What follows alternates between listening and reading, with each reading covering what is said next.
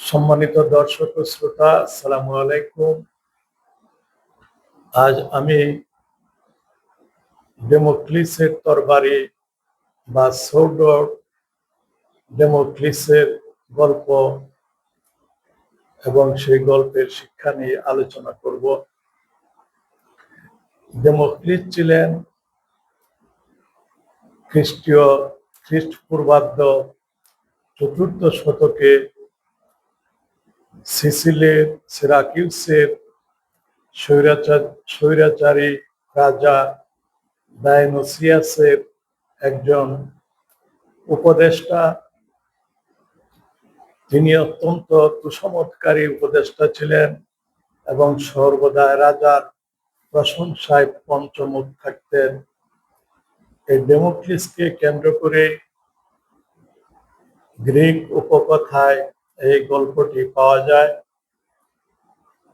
গল্পটি হলো সিসিলির সিরাকিউস একটি ধনী রাজ্য ছিল। সেখানকার শাসক ছিলেন ডায়োনিসিয়াস। তিনি একজন অত্যাচারী এবং নিষ্ঠুর প্রকৃতির শাসক ছিলেন। সেজন্য মানুষ তাকে অত্যন্ত ঘৃণা করত। তাই তিনি মনে করতেন যে যে কোনো সময় যে কেউ তাকে মেরে ফেলতে পারে। তিনি খুব বিলাসবহুল জীবনযাপন করতেন, একটি সুরম্য প্রাসাদে বাস করতেন। অসংখ্য ভৃত্য সর্বদাই তার সেবায় নিয়োজিত থাকত। সর্বদাই নৃত্য গীত পরিবেশিত হতো, পান ভোজন চলত। একদিন তার উপদেষ্টা ডেমোক্লিস তাকে বললেন, রাজা মহোদয়, আপনি তো খুব সুখী মানুষ, আনন্দময় জীবন আপনার, আপনার মতো ক্ষমতাশালী আর কাউকে মনে হয় না। তখন রাজা বললেন, না না, আমি তো কোনো সুখী মানুষ না, আমার চাইতে আপনারাই বরং বেশি সুখী। ডেমোক্রিস বললেন, এটি কি করে সম্ভব হয়? আপনি এত বড় প্রাসাদে থাকেন, এত বৃত্ত আপনার সেবায় নিয়োজিত, আমরা তো একটি সাধারণ জীবন যাপন করি। তখন তিনি বললেন, আমি যেমন একটি রাজপ্রাসাদে থাকি, এত বিলাসী জীবনযাপন, আমার অনেক বিপদ আছে, জীবনের ঝুঁকি আছে, সেটি আপনারা বুঝবেন না। আপনি আমার চেয়ারে একদিন বসেই দেখুন, তাহলে বুঝতে পারবেন আমার অবস্থা।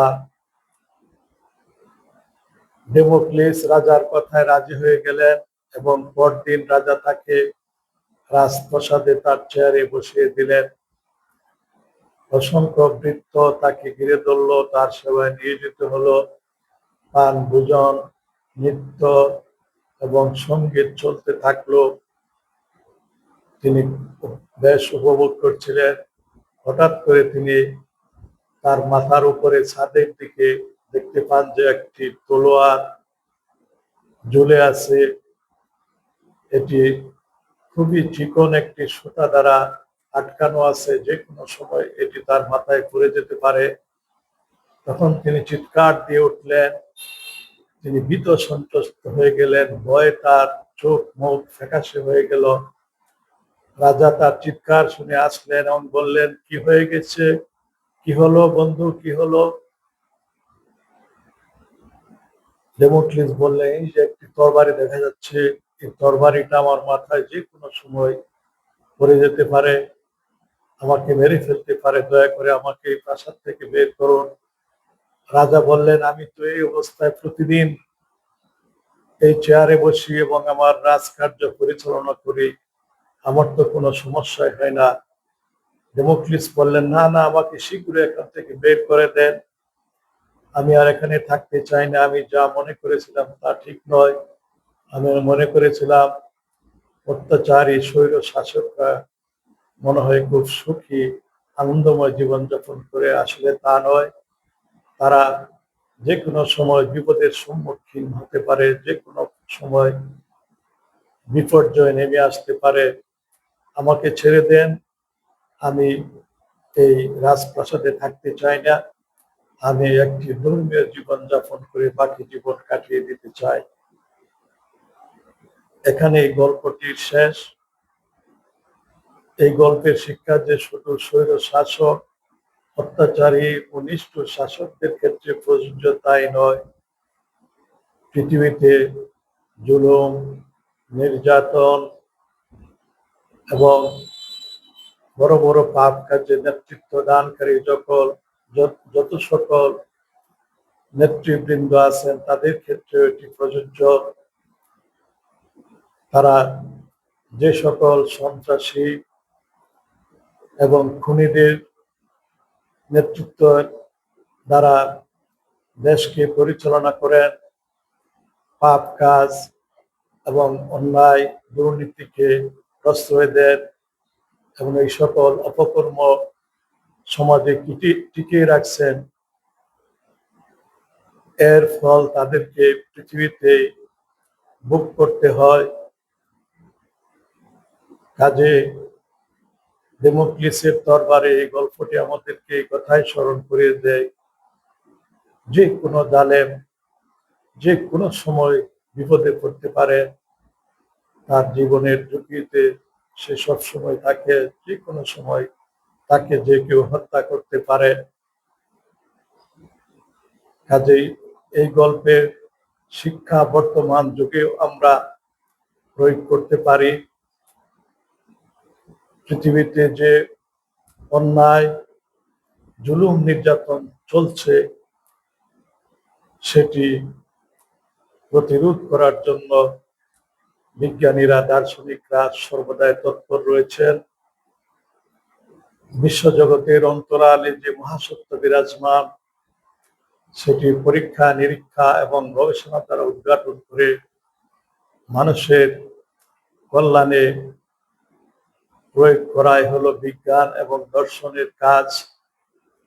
আধুনিক গবেষণা দ্বারা বিজ্ঞানীরা মহাকাশে স্বর্গ ও নরকের অস্তিত্ব আবিষ্কার ও শনাক্ত করতে সক্ষম হয়েছে।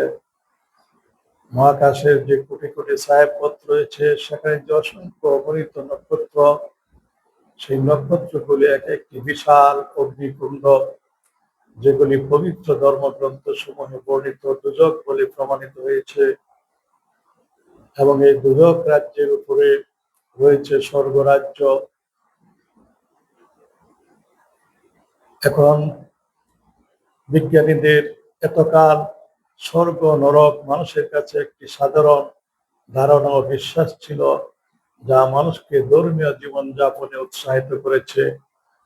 বর্তমানে মহাকাশে স্বর্গ নরকের অস্তিত্ব আবিষ্কৃত হওয়ায় এটি এখন মহাকাশ থেকে পৃথিবীর দিকে মানব জাতির মাথার উপর একটি তরবারির মতো, ডেমোক্রেসির তরবারির মতোই ঝুলে থাকবে এবং সেটি কন্টিনিউয়াস ঝুলেই থাকবে। ফলে মানব জাতি দোজখের অগ্নিকাণ্ড থেকে পরিত্রাণ লাভের জন্য, নরকের অগ্নি থেকে রক্ষা পাওয়ার জন্য সকল প্রকার অস্বাভাবিক অন্যায়, জুলুম ও পাপ কাজ থেকে বিরত হবে এবং একটি স্বাভাবিক, সুশৃঙ্খল ও সুন্দর জীবন যাপন করে মহাকাশের চিরস্থায়ী স্বর্গে যেতে সচেষ্ট হবে। ফলে পৃথিবী মানব জাতির জন্য শান্তিতে ও নিরাপদে বাসের উপযোগী, সকল প্রকার অন্যায়, অবিচার ও জুলুম মুক্ত হয়ে মানব জাতির জন্য একটি সুন্দর আবাস ও স্বর্গরাজ্যে পরিণত হবে। আসসালামু আলাইকুম ওয়া রাহমাতুল্লাহ।